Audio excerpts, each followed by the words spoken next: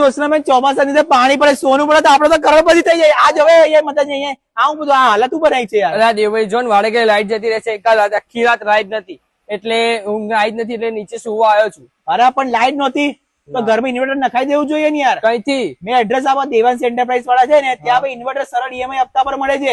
તારા ઘરમાં લાઈટો જશે ને તો તારી ઇન્વર્ટર ઓન થઈ જશે, લાઈટો બધી કમ્પ્લીટ ચાલશે. ભાઈ આજકાલ વડોદરાની અંદર લાઈટો જવાની બાબત તો ખૂબ કોમન થઈ ગઈ છે. અડધી રાત્રે પણ લાઈટ જતી રહે, કોઈ ભરોસો નહીં. પણ તમારે આવી પ્રોબ્લેમ ના જોઈતી હોય તો તમારા ઘરની અંદર લગાવી દેવાનું ઇન્વર્ટર.